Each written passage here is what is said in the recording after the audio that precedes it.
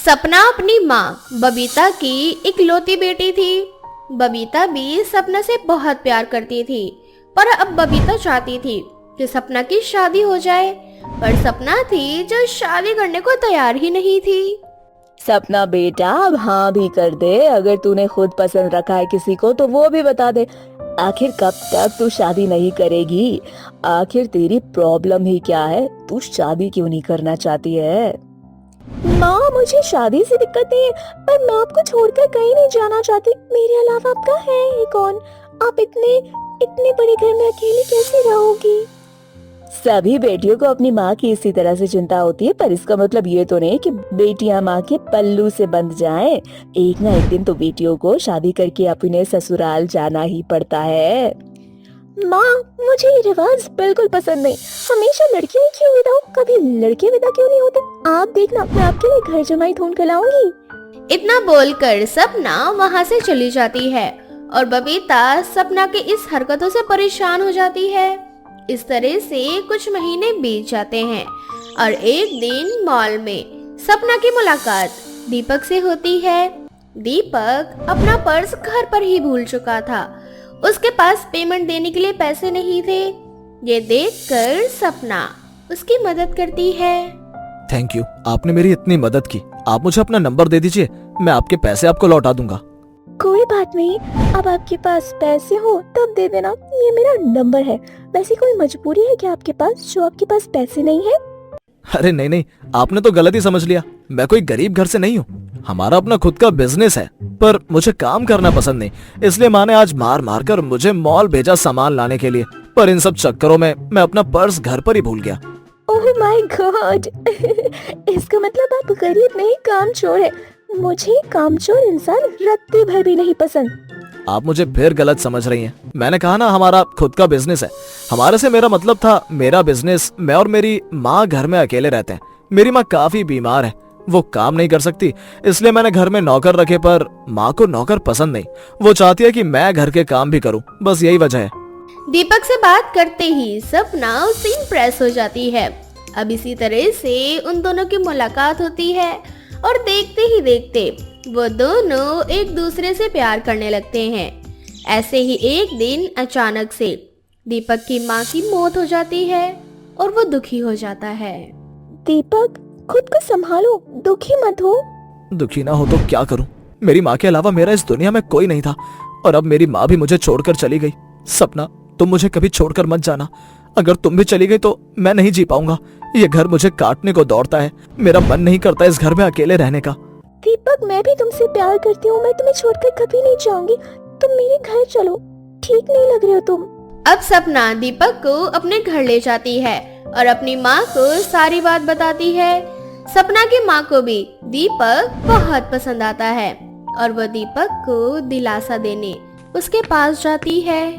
बेटा दीपक, जो दुनिया में आता है उसे एक न एक दिन तो जाना ही होता है। तुम्हारी माँ चली गई तो क्या हुआ, मैं हूँ ना तुम्हारी माँ। अब तुम हमारे साथ रहना यहीं पर। वैसे भी मेरी बेटी ही है और तुम्हारी जोड़ी मेरी बेटी के साथ बहुत अच्छी जमेगी। इसका मतलब सपना ने आपको सब बता दिया आंटी जी? हाँ बेटा, वैसे मेरी बेटी मुझसे कभी कुछ नहीं छुपाती। हम दोनों दोस्त की तरह हैं और वो तो हमेशा से कहती आई है कि वो घर जमाई पति लेकर आएगी। पर किसी को क्या पता था कि मजाक में कहा हुआ हर एक शब्द सच हो जाएगा। ऐसे बेटा, तुम्हें घर जमाई बनने में कोई एतराज तो नहीं होगा? आंटी जी, ऐतराज तो तब होता ना जब मैं अपनी फैमिली को छोड़कर आप लोगों के साथ रहता, पर अब तो मेरी फैमिली भी आप ही हो।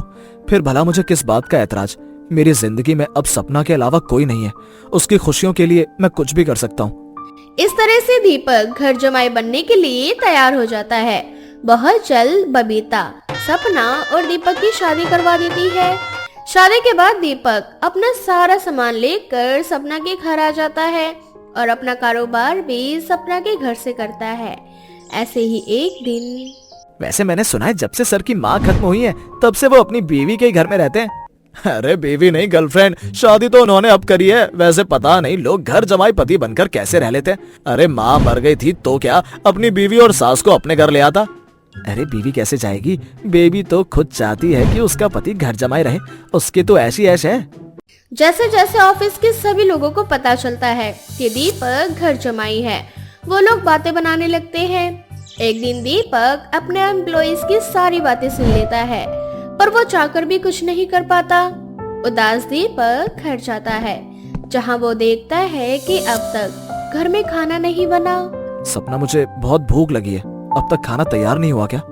माफ करना दीपक, आज थोड़ा लेट हो गया, मुझे समझ नहीं आ रहा था क्या बनाऊं। अच्छा, क्या तुम मेरी खाना बनाने में थोड़ी मदद करोगे? सपना की बात सुनकर दीपक को एम्प्लॉइज की बातें याद आती है और वह सपना से नाराज हो जाता है। मैं अपना घर छोड़कर तुम्हारे और तुम्हारी माँ के साथ रहने आया हूँ, इसका मतलब ये नहीं कि मैं तुम्हारा नौकर हूँ। मैं इस घर के कोई काम नहीं करूंगा, समझी तुम? दीपक, तुम्हें क्या हो गया? मैंने तुमसे कौन सा घर का काम करवा लिया, बस तुमसे थोड़ी सी मदद ही तो मांगी थी। तुम जानती हो ना कि मैं घर का कोई काम नहीं करता, फिर भी तुम मुझसे घर के काम करवा रही हो। क्या सोचकर तुमने ऐसा किया? जिस लड़के ने कभी अपने घर में काम नहीं किया, तुम उससे काम करवाने की सोच रही हो। तुम्हारे लिए मैं घर जमाई बन गया और तुम हो कि मुझे नौकर की तरह ट्रीट कर रही हो। दीपक के दिमाग में लोगों की बातें बैठ चुकी थी और वो बिन बात का अपना गुस्सा सपना पर निकालता है। ये सब देखकर बबीता भी समझ जाती है कि दुनिया वालों की बातें दीपक बर्दाश्त नहीं कर पा रहा, इसलिए बबीता सपना से अकेले में बात करती है। सपना, मेरी बच्ची, तू दामाद पर नाराज मत हो, उसका कहना भी जायज है। जब कोई आदमी अपना घर छोड़कर बीवी के मायके में बसता है तो लोग 100 तरह की बातें करते हैं। पर माँ, इसमें मेरी क्या गलती है? मैं मानती हूँ कि मैं चाहती थी कि मेरा पति घर जमाई हो, पर मैंने दीपक को फोर्स नहीं किया था। सपना, भले ही तूने दीपक जी को फोर्स ना किया हो, पर तूने और उसकी फीलिंग्स को भी तो नहीं पूछा और ना ही समझा। वो चाहते थे कि हम उसके साथ उसके घर में रहे, पर दामाद जी ने तेरी खुशी देखी। क्या तुझे नहीं लगता कि अब तुझे भी अपनी पति की खुशी देखनी चाहिए और लोगों के मुंह बंद करवाने चाहिए? अब सपना अपनी माँ की बातों को समझ जाती है और दीपक की प्रॉब्लम्स कम करने के लिए उसके साथ उसके घर चली जाती है। अपने घर आकर दीपक को बहुत अच्छा लगता है, साथ ही साथ उन सभी लोगों का मुंह भी बंद हो जाता है जो दीपक को ताने दे रहे थे। निहारिका को पढ़ने का बहुत शौक था, पर अफसोस गरीबी के चलते उसकी माँ से ज्यादा पढ़ा लिखा नहीं पाती, जिस वजह से निहारिका सिर्फ 8वीं तक ही पढ़ पाती है। समय यूं ही बीतता जाता है और निहारिका की माँ उसके लिए रिश्ते देखने का सोचती है और इसलिए निहारिका के पास जाकर उसे समझाते हुए बड़े प्यार से उससे कहती है। निहारिका, मेरी बच्ची, तू तो जानती है ना, तेरे पिताजी के जाने के बाद हमने कैसी गरीबी देखी है। हाँ माँ, पर आज तुम मुझसे ये सारी बातें क्यों कर रही हो? वो इसीलिए बेटा, क्योंकि मैंने सोच लिया है कि अब तेरी शादी करवा दूं ताकि मैं इस जिम्मेदारी से मुक्त हो सकूं। तुझे अपनी माँ पर भरोसा तो है ना मेरी बच्ची? हाँ माँ, मुझे आप पर पूरा भरोसा है, आप हमेशा मेरा भला ही चाहेंगी। निहारिका अपनी माँ से बहुत प्यार करती थी, इसलिए वो बिना अपनी माँ से कोई सवाल जवाब किए आंख बंद करके अपनी माँ पर विश्वास करती है। पर निहारिका की माँ बहुत गरीब थी, उसके पास इतने पैसे नहीं थे कि वो अपनी बेटी की शादी कर सके। इसलिए जब निहारिका की माँ के पास राहुल जैसे व्यास लड़के का रिश्ता आता है तो वो बेचारी इस रिश्ते के लिए हाँ कर देती है और निहारिका की होने वाली सास रूपा उससे मिलने के लिए उसके घर आती है। देखिए बहन जी, मेरी बेटी बहुत संस्कारी, मासूम और भोली है। आप पर विश्वास करके मैं अपनी बेटे की शादी आपके बेशर्म बेटे से करवा रही हूँ, पर इस बात का ध्यान रखना कि मेरी बेटी को कभी पता ना चल सके उसके बेशर्म पति के बारे में। अरे बहन, तुम ना बिल्कुल भी चिंता मत करो। मैं निहारिका को कभी एहसास नहीं होने दूंगी कि उसका पति किस किस्म का घटिया इंसान है, क्योंकि मैं अपनी बहू को बहुत प्यार दूंगी। आखिर वही तो मेरा वंश आगे बढ़ाएगी ना, और मेरे नालायक बेटे को सुधारेगी। एक तरह से निहारिका की माँ चाहते हुए भी उसका रिश्ता राहुल जैसे बेशर्म लड़के से करवा देती है और बहुत जल्द निहारिका की शादी राहुल से हो जाती है। शादी होने के बाद जो पहले ही दिन निहारिका अपने ससुराल में आती है तो वो अपने ससुराल में एक लड़की को देखती है जो कि राहुल की बाहों में होती है। राहुल जी, ये लड़की कौन है जो आपकी बाहों में है? कहीं ऐसा तो नहीं कि आपने मुझे से गरीब लड़की को धोखा दिया? अरे नहीं नहीं निहारिका, ऐसा कुछ नहीं है। ये तो मेरी दोस्त है, शादी में शामिल होने के लिए आई थी, पर अचानक से इसका पैर फिसल गया और मैंने इसे थाम लिया, और वैसे ही तुम आ गई, और ये सब देखकर तुम्हें गलतफहमी हो गई। अपने बेटे बहू की आवाज सुनकर रूपा घबरा जाती है और भागती हुई कमरे में आती है और अपने बेटे की गिरी हुई हरकतें देखकर उसे छुपाने की कोशिश करती है। अरे बहू, तू ना गलत समझ रही है। ये लड़की तो मेरे दूर की रिश्तेदार है। आजा अंजलि बेटा। आंटी जी, मैं अभी थोड़ी देर में आती हूँ। मेरा कुछ सामान है इस कमरे में, बस वो लेने आई थी और वो लेकर चली जाऊंगी। अरे तूने अपना सामान इस कमरे में क्यों रखा? मैंने तुझे बताया था ना कि ये कमरा राहुल और मेरी बहू का है। चल अब कोई बात नहीं, अपना सामान लेकर जल्दी से निकल जा। जब तक निहारिका बहू तू मेरे साथ चल, मुझे तुझे कुछ दिखाना है। अब रूपा किसी बहाने से निहारिका को कमरे से बाहर ले जाती है और अपनी बातों में फंसा लेती है। अब रूपा अपने जेवर और कपड़े निहारिका को दिखाने लगती है और वो थकी हुई बेचारी निहारिका अपने सास के कमरे में ही सो जाती है। तो वहीं दूसरी ओर राहुल और अंजलि पूरी रात एक ही कमरे में बिताते हैं।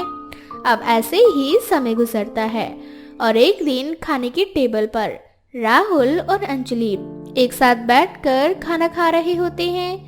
उन दोनों ने एक दूसरे का हाथ पकड़ा हुआ था और जब निहारिका खाना परोस रही होती है तो ये सब कुछ अपनी आंखों से देख लेती है। राहुल जी, बेशर्मी की भी हद होती है। आखिर मैं पूछती हूँ कि ये कैसी दोस्त है आपकी जो आपसे चिपकी रहती है? माँ जी, आखिर इस घर में चल क्या रहा है? राहुल जी मेरी आंखों के सामने इस लड़की के साथ चिपके रहते हैं। देखो निहारिका, बहुत नाटक हो चुका है तुम्हारा। अब राहुल निहारिका को सच बताने ही वाला होता है कि तभी अचानक से रूपा खांसने का नाटक करने लगती है। क्या हुआ माँ जी? आप ठीक तो है ना? ये लीजिए पानी पीजिए। और तुम कैसी लड़की हो अंजलि? आखिर एक दोस्त अपने दोस्त के घर में इतने दिनों तक रहती है क्या?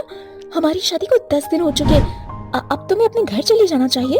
बहू बिल्कुल सही कह रही है। अंजलि, तूने सुना नहीं क्या? अपना सामान उठाओ और यहाँ से जाओ। और निहारिका बेटा, तू जैसा सोच रही है ना, ऐसा कुछ भी नहीं है। मैं तुझे बाद में अकेले में सब कुछ समझा दूंगी। एक बार फिर रूपा सारी बात संभाल लेती है और अंजलि को घर से निकाल देती है। अंजलि के घर से निकल जाते ही राहुल घर में दूसरी लड़की को नौकरानी बनाकर ले आता है और ये सब देखकर रूपा राहुल से अकेले में बात करती है। राहुल बेटा, आखिर तू कब अपनी बेशर्मी छोड़ेगा? अब तू शादीशुदा है। माँ, मेरा एक लड़की से मन नहीं भरता, तुम तो जानती हो ना।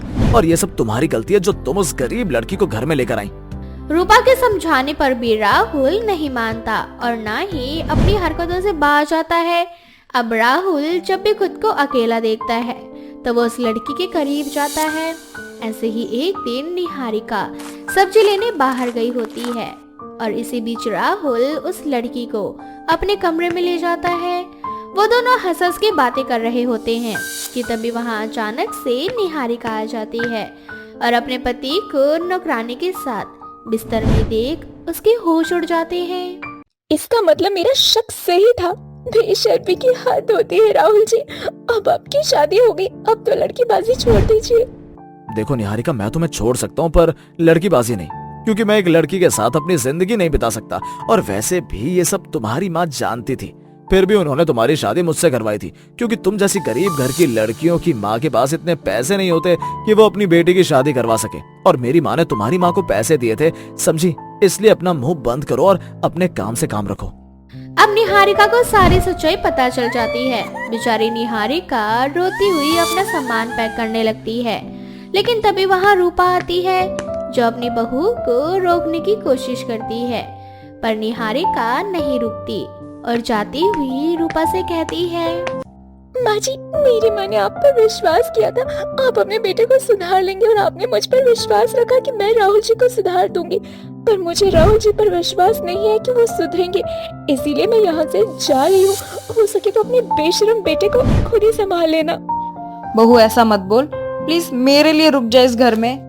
माँ जी, अब मैं और इस घर में नहीं रुक सकती। यहाँ मेरा दम घुटता है, मुझे माफ करना। अरे माँ, जाने दो ना इस लड़की को। इससे अच्छी लड़की लाकर मैं तुम्हें घर में दिया करूंगा। हर दूसरे तीसरे दिन लड़कियां बदलेंगे और तुम्हारी बहू भी। अपने पति की बेशर्मी देखकर निहारिका एक पल नहीं रुकती और घर छोड़कर चली जाती है। समय बीतता जाता है पर राहुल नहीं सुधरता, जिसके बाद रूपा भी अपने बेटे को उसके हाल पर अकेला छोड़कर अपनी बहू के पास चली जाती है। अनीता एक ज्वाइंट फैमिली में रहती थी, जिसमें अनीता अपने पति और बेटे के साथ अपने 3 देवरों के साथ रहा करती थी। अनीता के तीनों देवरों ने शादी नहीं की थी, जिस वजह से अनीता का बेटा राहुल घर का इकलौता वारिस था।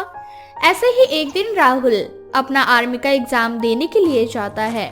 तभी राहुल के सबसे बड़े चाचा मोहित अनीता से कहते हैं, अरे भाभी आप क्यों फिक्र कर रही हो, देखना हमारा राहुल ये एग्जाम पास कर लेगा और हम चारों भाइयों की तरह वो भी फौजी बनेगा। अनीता, मेरा भाई बिल्कुल सही कह रहा है। अब इस घर में 1-2 फौजी नहीं बल्कि 5 फौजी होंगे। चिंता कैसे ना करूं? मैं चाहती थी कि मेरा बेटा कुछ और बने, लेकिन आप चारों भाइयों ने मिलकर उसे फौजी बनने पर मजबूर कर दिया। पर भाभी आपको चिंता किस बात की है? अगर इस घर का बेटा भी फौजी बनेगा तो ये तो हमारे लिए फक्र की बात होगी। आपका तो गर्व से सीना चौड़ा होना चाहिए और आप हैं जो परेशान हो रही हैं। आप चारों भाइयों का क्या है? आप चारों तो अपने देश के लिए मर मिटने को तैयार हैं। बॉर्डर पे निकल जाते हैं हाथ में बंदूक लेकर। मैं तो घर में अकेली रहती हूँ, मुझे फिक्र होती रहती है।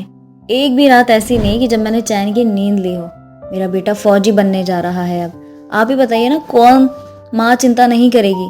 राहुल घर का इकलौता वारिस है, अगर उसे कुछ हो गया तो मैं क्या करूंगी? अनीता की बातें सुनकर अब चारों भाई सोच में पड़ जाते हैं। अब जैसे ही पेपर देकर राहुल घर आता है, राहुल के पिता और उसके चाचा उससे शादी की बात करते हैं। राहुल बेटा, हम 3 भाइयों ने शादी नहीं की ये सोचकर कि हर दिन हमारा बॉर्डर पर हमारा आखिरी दिन ना हो और हमारी बीवी विधवा ना हो जाए, पर हम नहीं चाहते कि तू भी हमारी तरह कुंवारा रहे। हाँ बेटा, तेरे चाचा बिल्कुल सही कह रहे हैं, इसलिए तुम हमारी बात मानो और शादी कर लो। हमें तुझ पर पूरा भरोसा है। शादी होने के बाद भी तेरी नौकरी लग जाएगी। हमारे घर को वारिस की जरूरत है। अगर तूने भी अपने चाचा की तरह शादी नहीं करी तो हमारा वंश खत्म हो जाएगा। राहुल बेटा, जल्दी से अपना जवाब दे दे, मेरा कलेजा बैठा जा रहा है। माँ, आप सबको जो अच्छा लगे वो करिए। अगर आप सब चाहते हैं कि मेरी नौकरी लगने से पहले मेरी शादी हो जाए तो मैं इस शादी के लिए मंजूर हूँ। अब राहुल के हाँ कहते ही अनीता फटाफट लड़की देखने लगती है और बहुत जल्द अपने बेटे राहुल की शादी नेहा से करवा देती है। नेहा अपने ससुराल में आकर बहुत खुश थी, क्योंकि वो 5 फौजियों की इकलौती बहू जो थी। ऐसे ही एक दिन राहुल के नाम का कॉरियर आता है, जिसे पढ़ने के बाद नेहा को पता चलता है कि अब राहुल की ज्वाइनिंग हो चुकी है और उसे भी नेहा के ससुर की तरह बॉर्डर पर जाना होगा। राहुल, आपको पता है मैं बहुत खुश थी जब मुझे ये पता चला कि मेरे घर में सभी फौजी हैं, पर पता नहीं क्यों जब आज आप अपनी जंग लड़ने के लिए जा रहे तो मुझे दुख हो रहा है। नेहा, आंसू कमजोर औरत की निशानी होती है, इसलिए तुम्हें अपने इन आंसुओं को संभालना होगा। और देखना, मैं जंग से वापस जरूर आऊंगा। भगवान करे मेरे घर के 5 मर्द घर वापस आ जाएं। मैं भगवान से यही प्रार्थना करूंगी कि आप सब जंग जीत सकें। अब राहुल अपने चाचा और पिता के साथ अपनी माँ का आशीर्वाद लेकर अपनी पहली जंग के लिए निकल जाता है, जहाँ राहुल अपने दुश्मनों से लड़ता है, तो वहीं दूसरी ओर अनीता और नेहा अपने पति और घर के 5 फौजियों के लिए प्रार्थना करती है। हे भगवान, जैसे हर बार हमारा देश जीतता है, ठीक उसी तरह से इस बार की जंग में हमारे देश को विजयी बनाना और हमारे घर का चिराग सही सलामत हमारे घर वापस आ जाए। भगवान जी, मैंने आज तक आपसे कुछ नहीं मांगा। आज पहली बार मैं अपने सुहाग और ससुर के जीवन की लंबी कामना मांग रही हूँ। नेहा और अनीता भगवान के पास बैठकर दिन रात प्रार्थना करती है। ऐसे ही एक दिन नेहा की तबीयत खराब हो जाती है और वो मंदिर में पूजा करते हुए बेहोश हो जाती है। बहू, अरे ओ बहू, क्या हो गया तुझे? ठीक तो है ना तू? अब अनीता नेहा के मुंह पर पानी की छींटे डालती है और नेहा को उसके कमरे में ले जाती है और कुछ देर बाद डॉक्टर नेहा का जांच करने आती है और अनीता को एक बहुत बड़ी खुशखबरी सुनाती है। अनीता जी, परेशान मत हुई, अब बहुत जल्द आपके घर में खुशियाँ आने वाली है। अब तो आप मिठाई बांटने के लिए तैयारी कीजिए। क्या आप सही कह रही है ना डॉक्टर? मुझे ये खबर सुनकर सच में बहुत खुशी हो रही है। भगवान तेरा लाख लाख शुक्र है। अब जैसे ही अनीता को इस खुशखबरी का पता चलता है, वो जल्दी से एक खत लिखती है और उसको कोरियर कर देती है।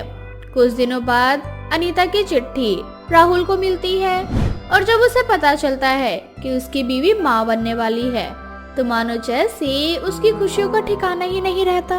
पिताजी, चाचा जी, नेहा माँ बनने वाली है। बस जल्दी से हमारी जंग खत्म हो और मैं अपनी नेहा के पास पहुंच सकूं। ऐसे समय में उसे मेरी जरूरत होगी। आज सुबह सुबह इतनी अच्छी खुशखबरी मिली है, अब ये तो जंग हम ही जीतेंगे। देखना भैया, इस बार भी हमारे घर एक फौजी ही जन्म लेगा। मैंने तो सोच लिया है, लड़का हो या लड़की, वो भी हमारी तरह फौजी बनेगी और देश की सेवा करेगी।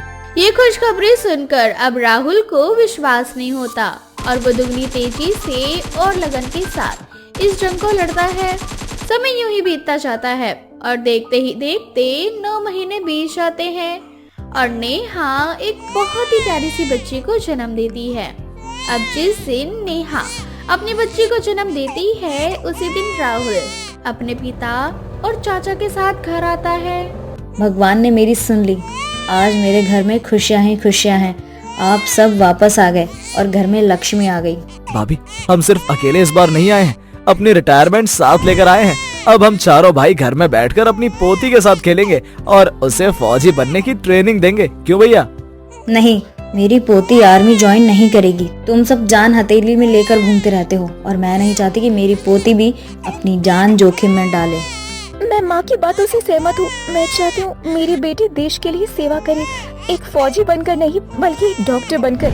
मेरी बेटी डॉक्टर बनेगी और लोगों की जान बचाएगी। अनीता बहू, तुम दोनों ये कैसी बातें कर रही हो? हमारे घर में हर कोई फौजी है और बहू तुम भी तो 5 फौजी की इकलौती बहू हो। फिर तुम क्यों चाहती हो कि तुम्हारी बेटी फौजी न बनकर एक डॉक्टर बने? बस कीजिए आप सब, मेरी बेटी जो बनना चाहेगी वो बनेगी। आप सब उसकी जिंदगी का फैसला मत कीजिए। हमारे घर में सब फौजी हैं, इसलिए मैं माँ और नेहा की हालत समझ सकता हूँ, क्योंकि मैंने बचपन से देखा है जब आप सब बॉर्डर पर जाते थे तो माँ की क्या हालत होती थी। इसलिए मेरी बेटी बड़ी होकर जो बनना चाहेगी वो बनेगी। मुझे लगता है राहुल बिल्कुल सही कह रहा है। हमें अपनी इस नन्ही सी परी की जिंदगी का फैसला अभी नहीं करना चाहिए। हमारी पोती को उसकी जिंदगी कैसे जीनी है उस पर छोड़ देना चाहिए। मेरी पोती अपने साथ बहुत सारी खुशियां लेकर आई है, इसीलिए मैं उसका नाम खुशी रखना चाहती हूँ। नेहा की बेटी अनीता की जिंदगी में खुशियां लेकर आई थी, इसलिए अनीता अपनी पोती का नाम खुशी रखती है और बड़ी होकर खुशी अपने दादा और पिता की तरह एक फौजी बनती है।